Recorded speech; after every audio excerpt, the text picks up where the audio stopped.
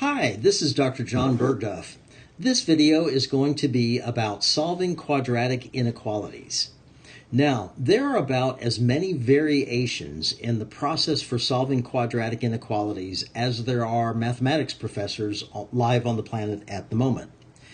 We're going to look at one approach where you focus on the graph of the corresponding quadratic function. So in order to use this method, you have to have some familiarity with graphing quadratic functions first. Not a lot, as it turns out, but just a little bit. So let's jump in. This is an example, first of all, of a quadratic inequality. We're going to define this more carefully, but this is the type of inequality we're going to learn how to solve. So let's get some specifics in here. What is a quadratic inequality? A quadratic inequality is any inequality that can be written in the form ax squared plus bx plus c something 0, where the a, b, and c are all real numbers. The a cannot be equal to 0, or the x squared term would go away and it would not be quadratic. And in this little bracket right here, you can place any of the following symbols: less than, greater than, less than or equal to, or greater than or equal to. So the example I showed you on the previous screen is indeed an example of a quadratic inequality.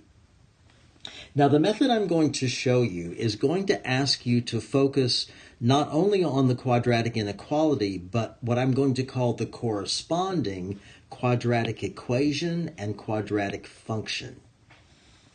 Now, a quadratic equation looks very much like a quadratic inequality, except there's an equal sign instead.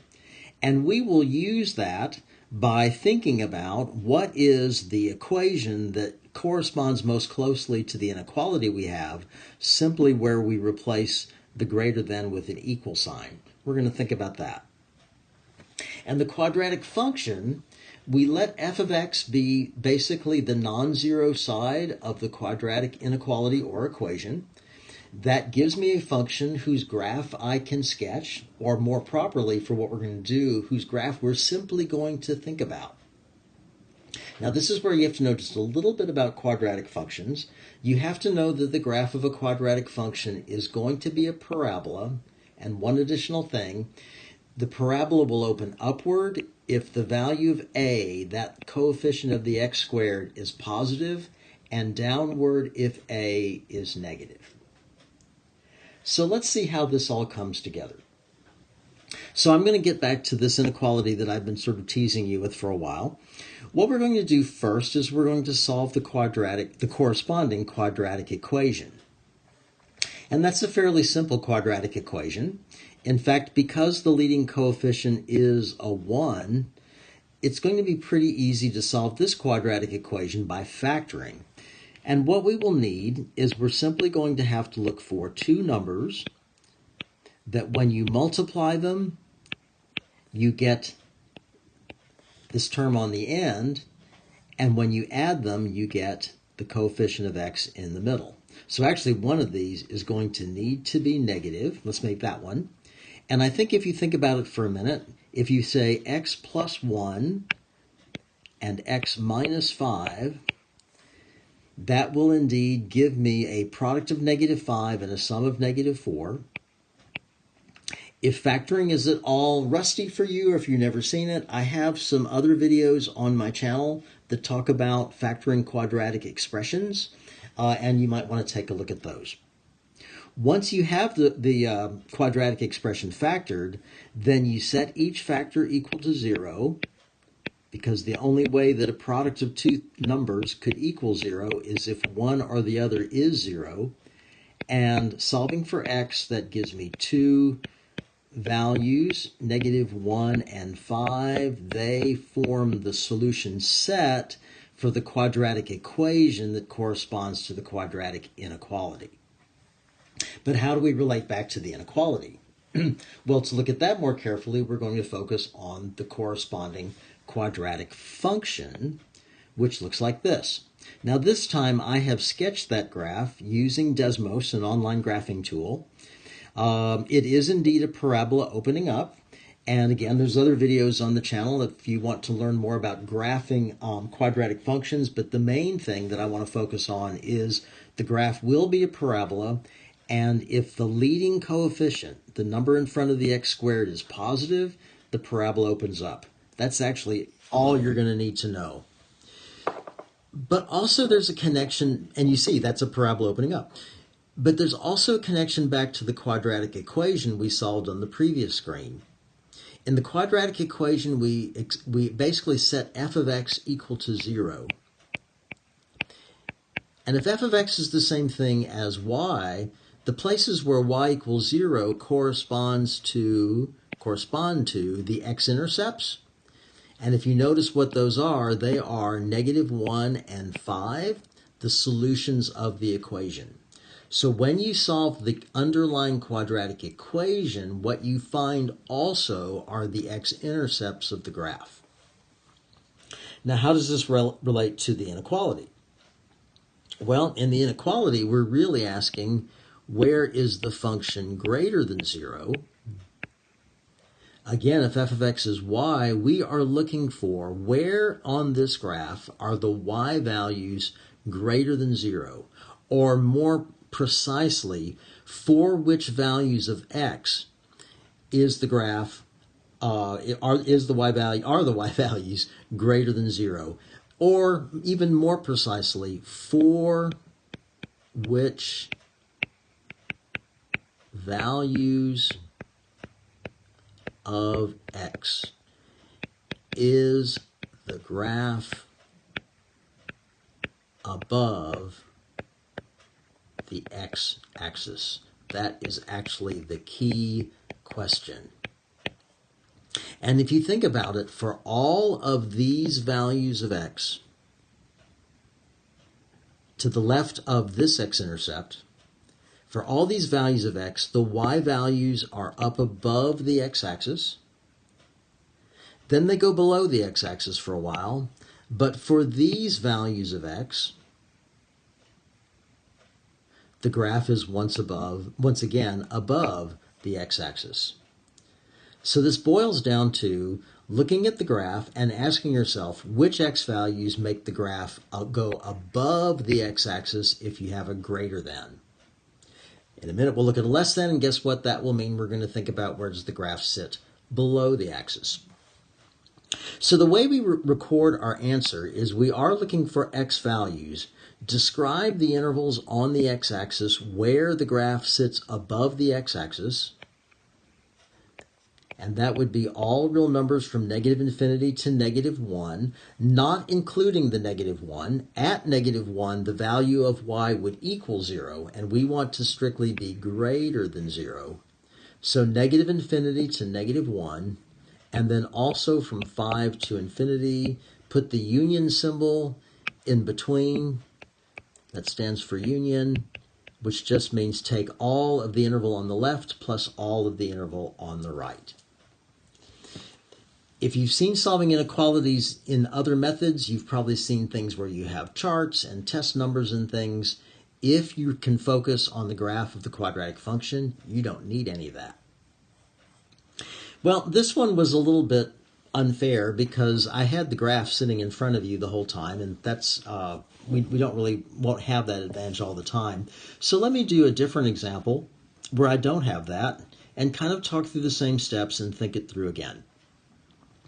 So this is also a quadratic inequality. It doesn't exactly look like the correct form because we don't have a 0 on one side. That's actually the first thing that you're going to always want to do. If you don't have a 0 on one side, add or subtract terms as needed from both sides so that you do have a 0 on one side. So I'm going to subtract 5x and subtract 12. Then I look at the corresponding quadratic equation, and I think about what are the solutions of that. That simply means take the expression that you have and set it equal to 0 instead of less than or equal to 0. This will also be, I'm going to solve this one by factoring. You can use completing the square. You can also use the quadratic formula. All of that works. When the leading coefficient is not 1, like it is right here. The process is a little bit trickier because you have more numbers that you're going to have to, more coefficients that you're going to have to guess at. It's a bit of a trial and error, as you know. In this case, you're not just looking at the numbers in the final spots. You have to think about the numbers that are coefficients of x. The product of those two, because you get an x times an x, which will give you the x squared. I need two numbers whose product is 2 to go in those two blanks. And it's a trial and error process which ones they are. Fortunately, 2 only factors one way, so I think I'll put the 2 here and the 1 there, and 2 times 1 is 2. These two numbers that don't have any x in front of them at all, they would have to multiply together to give you the constant term on the end. And the trial and error process is to look for two numbers whose product is negative 12, but not just any two numbers whose product is negative 12. When you multiply the binomials out, you have to get back to the term in the middle. Now, if you've had some practice with this, you can probably get it fairly quickly. If you're a little rusty on factoring, again, I'm going to recommend please take a look at one of my videos on factoring to kind of help out. If I put 3 in the left blank and negative 4 in the right blank, that's the one that's going to work. Their product is negative 12. And I check out whether this is correct or not by using the FOIL rule and multiplying the two binomials together. The product of the first terms is 2x squared. That's my f. The product of the outside terms is negative 8x. That's my O. That's this term times this term. The product of the inside terms is 3x. That's my I. And that's referencing this term and this term, like that. And finally, the product of the last terms, that's the 3 times the negative 4, gives me negative 12. That's the product of the last terms. That's this one and this one. I'm just going to make it all messy. And this is indeed the correct factorization, because when you combine like terms, you truly do get the trinomial, the quadratic expression that you were hoping for, 2x squared minus 5x minus 12. So that's the factoring, but we're not done solving the equation. We only know how it factors. So let's go to another clean slide and look at where we are right now. We have discovered that the expression involved will factor as 2x plus 3 times x minus 4. I set each one of those equal to 0 and solve for x. Here I will subtract 3 and divide by 2. Those are 3's. Sorry, they're kind of sloppy. And over here I'll simply add a 4. There are two solutions, negative 3/2 and 4. Now, those are the solutions to the equation 2x squared minus 5x minus 12 equals 0. What we do next is we think about the function, the corresponding quadratic function, 2x squared minus 5x, f of x equals 2x squared minus 5x minus 12. That is a parabola.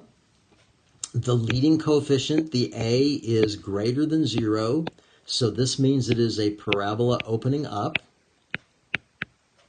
In fact, if you make it a habit of adjusting your equation so that the leading coefficient is always positive, all the parabolas that show up in this method will open up.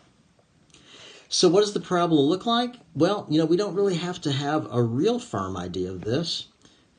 And I may not even write this, I just may think about it. I do know where the graph crosses the x-axis. Negative 3/2 would be at negative 1.5. And 4 is at, well, 4. So that would be right here. X-intercept here, x-intercept here. If it's a parabola opening up, then being incredibly sloppy, I know that they'll have to be quite that sloppy, that my parabola does something like that. And if the inequality was we wanted to know where is that quadratic expression less than or equal to 0, we could simply ask, where on the x-axis does this graph sit below the x-axis? And because, going back again, it's less than or equal to 0, below the x-axis or even on the x-axis.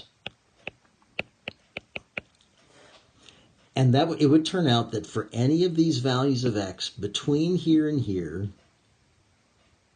the graph sits below the axis, and if you include those two endpoints themselves, the graph would be on the x-axis. That tells me that the solution of this inequality is from -3/2 to 4.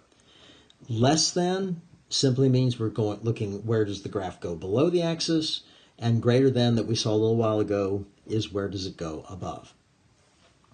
Does this match? Well, this graph over here was really, really sloppy. I'm going to take off some points for myself on that for being that sloppy.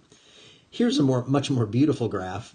You can definitely see where the x-intercepts are, and the values of y, where the graph goes below the x-axis, are clearly right in here, and that is indeed from the -3/2 to the 5, which is exactly what, to the 4, to the 4, which is exactly what we discovered before. So we don't need to know this graph exactly, we just need to be able to visualize it. Hope that helps. Let's do one more. Let's solve this inequality. Looks very similar to the others, so we're going to do the same kind of thing. Again, the first thing you do is you first solve the quadratic equation, change the greater than or equal to, less than or equal to, whatever it might be, to an equal sign. You do need a 0 on one side, so x squared minus 5x plus 7 is equal to 0. Factoring is a wonderful way to solve that. If you work on that for a little bit, you will discover, however, that you can't get that one to factor. It is, in fact, a prime polynomial, a polynomial that doesn't factor over the real numbers. So you might have to back up to an alternative method, like using the quadratic formula. This is our old friend that we know as long as we can identify what is meant by A, B, and C, we can just plug into this formula and get the solutions directly. In our case, the A would be 1, the B would be -5, the C would be 7.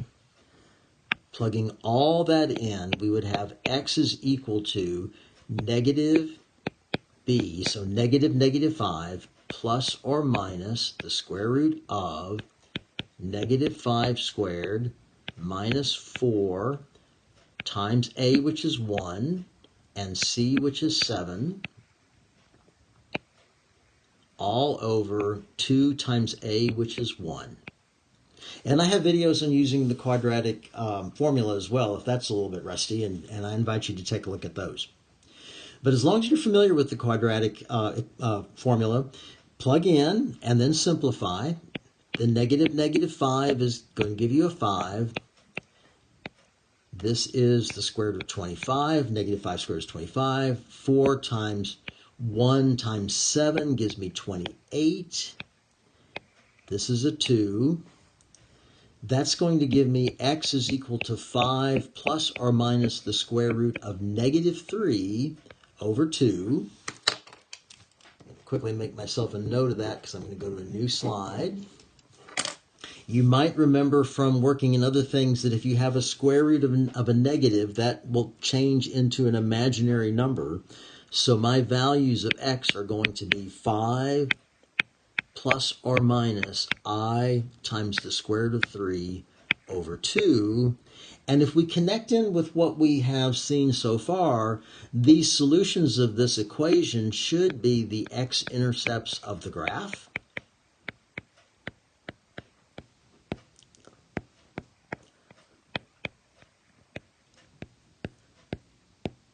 But how do you graph an imaginary number? Well, in fact, you can't. So if when you solve that underlying quadratic equation, you end up with a complex number where there's an I involved, what that means is that there are no x-intercepts of that graph.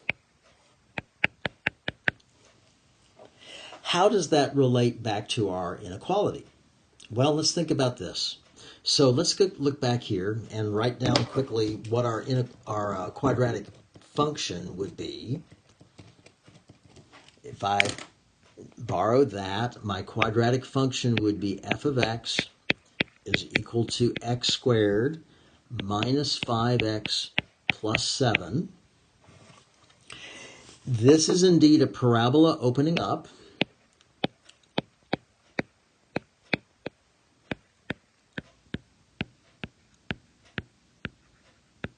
It, however, has no x-intercepts.